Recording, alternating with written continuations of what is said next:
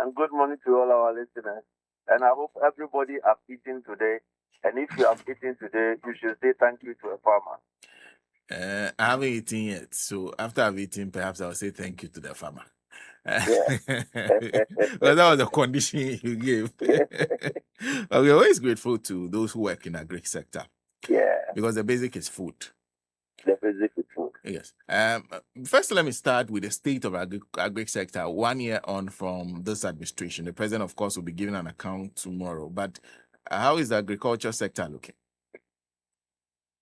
I think that in the absence of one or two challenges, that the agriculture sector is picking on. Food must be planted and it takes time to grow. So the fundamentals that are laid in terms of supply of farm inputs, extension services to agriculture workers, and for us, the major one this year in agriculture is also cocoa.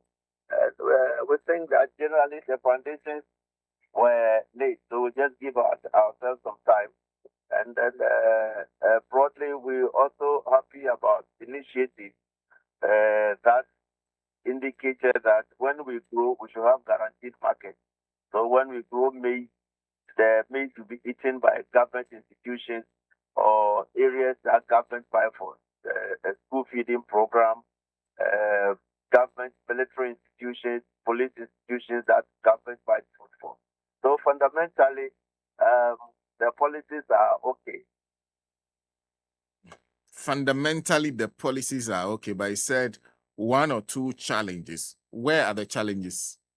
Yeah, one challenge is the recent tomato issue that some of our women were nearly lost their lives in Burkina Faso.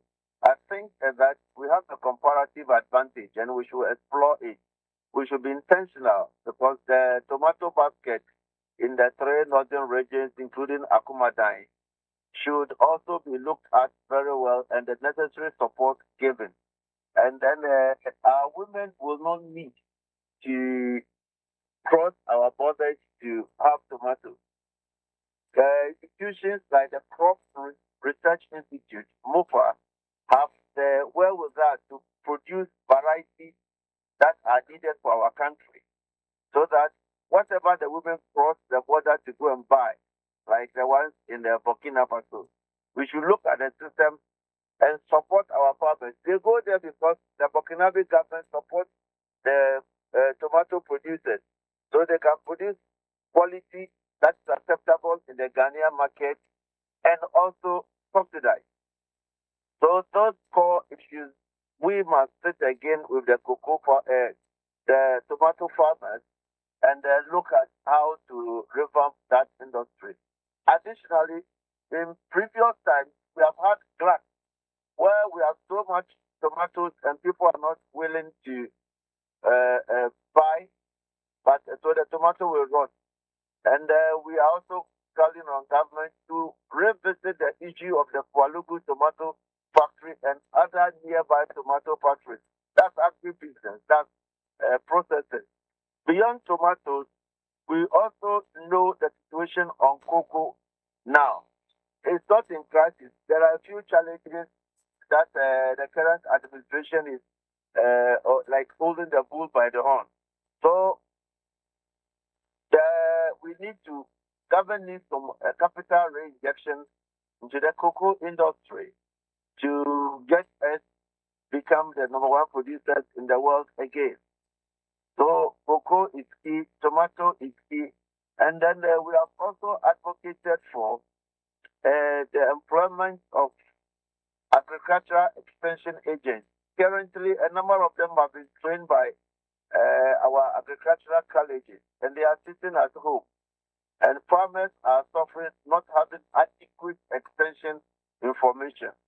And we think that the Ministry of Finance, like is recruiting the nurses, is recruiting the teachers, must also look at recruiting more extension agents for the agricultural sector. Again, when you look at the 24-hour economy, it calls for a production system that is 24 hours in nature. And 24-hour in nature means all year round farming, vegetables, and the rest.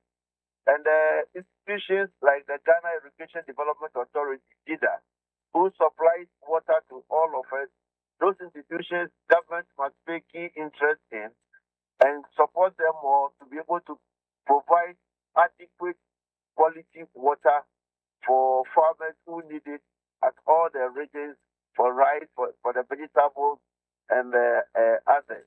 So these are some key areas that we must look at. And again, rice is a staple. All of us eat some rice here. Government will have to look at how much rice we can import when we have the capacity to produce our rice. So we should move away from just about 40 to 50% national capacity to enter about 60 to 70% of the national demand of rice. We have the capacity, and then we must consume, and our rice too is more quality than the ones that we import. So for economic reasons, also for health reasons, we must also look at the rice industry, support it to produce at least 60% of the rice that we consume in Ghana. Okay, so a few things I've heard you mention that we should take advantage of the issue with the tomato issue in Burkina Faso. You're also talking about agric extension officers, the cocoa industry, and then you're talking about our rice industry. First, I have a question on the cocoa industry specifically. Yeah. Is your issue the same issue that has been raging today, the issue of price, or your issue is more about the support for the cocoa farmer and increasing production? There are two issues in that. It's a package. You know, we have always been under the assumption that when we increase cocoa production, prices will increase. But the global speculators managed to work towards against that. That when we increase cocoa production, the global market does not respond accordingly by rewarding and motivating farmers. When you look at the general cocoa industry, the billions of dollars profit that is made in the industry, only a small fraction comes to consuming countries, between 5 and 6%. So consuming countries, production countries like Ghana and Cote d'Ivoire, that two are the leading producers. About 70% of cocoa come from these two countries. It is important that the price regime do not send bad signals to cocoa production. Those who buy the cocoa are working tirelessly to press the cocoa prices down when cocoa indicates it is producing more. But that advocacy we need to continue. That is not fair to cocoa producers. So that is one aspect of it. And then at the level, the policies Cocoa Board have put in place in terms of the restructuring of the industry, it's a good one. And we must support the cocoa industry to roll out those policies. I see. And I'm wondering what you are expecting the president to talk about in the State of the Nation's address in terms of trying to deal with these issues that you've identified. Yes, we are giving signals through your medium. We thank you very much for the call, and then for Gawu to also express a few things we want the president to capture. This is, of course, we have some dialogue where we also have opportunities to speak to the ministry and also to the presidency on our expectations concerning the agricultural industry. So as we have spoken this morning, the issues I have mentioned, the Ministry of Finance to approve budget to recruit agricultural extension agents. That is what we have said. Now the president must look at it. The president must look at a discussion with the ministry in terms of recapitalization to concentrate on the tomato and also some funds for the cocoa industry. Those are some of the key things. And when you look at how African countries measure their success in the agricultural sector, it's also about what governments of Africa agreed that we call the Malabo Declaration. It calls for 10% of GDP to be used to support agriculture, and African governments have agreed to this. So we are expecting the president to increase. We are an agrarian economy, so we should increase our funding for agriculture to be able to produce for ourselves and produce raw materials for industry, because that is the policy of the 24-hour economy. And we think that government must make more resources available for the Ministry of Agriculture to run agricultural policy. Well, thank you. Thank you very much for speaking to us. Thank you very much, Radio Good, and thank you too for reaching out to me.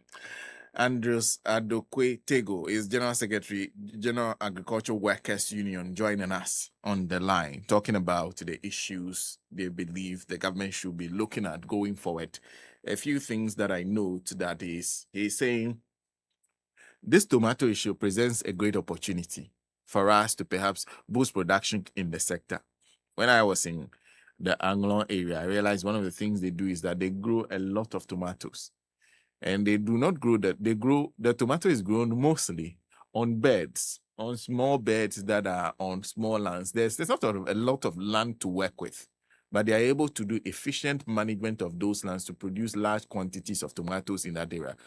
Tomatoes and shallots are the things that they produce mostly in that area. So he's saying perhaps we need to go back and look at the tomato sector. If it is about what Burkina Faso is growing, do they call this? No, I think there's a word for it. The particular type of tomato that Burkina Faso is growing that is attractive. We have proven that. In fact, we have people sitting on the CSIR, and there are many other research institutions that can just go into and look at whether we can do work on the current types of tomatoes that we grow, so that we can grow ones that people would like in huge quantities too. We don't have our traders crossing the border into the unknown terrain of Burkina Faso, which is increasingly becoming dangerous because of the operations of terrorists in that region. Can we look inwards? That's one. Then he's also talking about the cocoa industry. The cocoa industry, there are a few things it's looking at.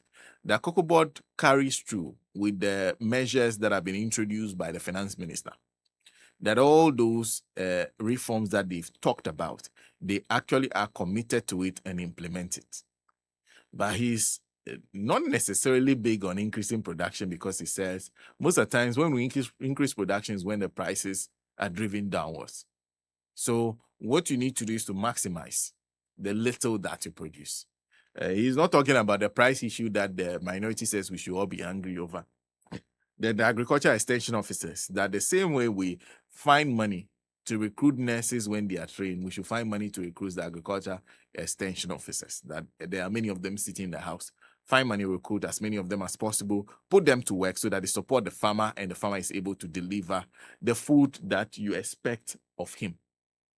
There's a lot of agriculture extension work that needs to be done on the field. And so I agree completely with that. Then he's also talking about the rice industry. We have cultivated a taste for rice that is foreign. But there are times when people import rice into this market SM that they rebrand. So they rebag and rebrand. Yeah. So we've cultivated a taste for it. And we are at the point where, in fact, we will never, most of us will not drop the foreign rice. We still believe that there's something wrong with the local rice, or it's not up to a certain quality. So we are not supposed to be eating it and everything. Every rice is peculiar. There are some rice that people will tell you, you don't add a lot of water to it. There are some rice that they will say you have to cook with a lot of water. There's some rice that I bought from Nima Market sometimes. Nima Market, I bought some rice. That rice, no matter the amount of water you add to it will never be peche. Hey, the rice can take water. I tried myself. Charlie, the first time, I got tired. I was just pouring water on the rice. I kept pouring, but it's very good quality rice. It's delicious rice. Okay. But it takes so much water. But there's rice, for example, when the AVP people were with us, their rice, they usually marketed it by saying, do not add a lot of water to it. Just small water is good enough. And when you cook it that way, you realize the rice will come out so well. But if you add too much water, then it becomes problematic. Every rice is peculiar. So they're saying we should look at our rice industry again. Give it the support needed so that it can grow for us. So that we can consume locally. In fact, because the rice that we are shouting over, some of those rice are 3 or 5 years old. Yeah. But locally, the rice that is produced is what we consume in the season. So if you want wholesome rice and for health, local rice most of the time. That's where we need to focus on. And to support our farmers to grow it. If there's a particular type of rice that we want, we should look at it and see if we can produce that. Why am I forgetting the scientific word that they use for the thing? Anyway, so no, like the word that comes to mind is specimen, but it's not correct. Strain too is not correct. Like there are types of rice producing a particular variety. I think variety of rice. So if you're producing that, but if you're doing that, we shouldn't have a problem. So the variety that we like, let's just get CRSI to work. There are scientists all over Ghana. Produce it, and then we give it to our farmers. They cultivate it. We are cool. And I think that's the biggest problem, and we need to tackle it. So those are the... Burkina Faso, now we can tomatoes myself. Tomato varieties be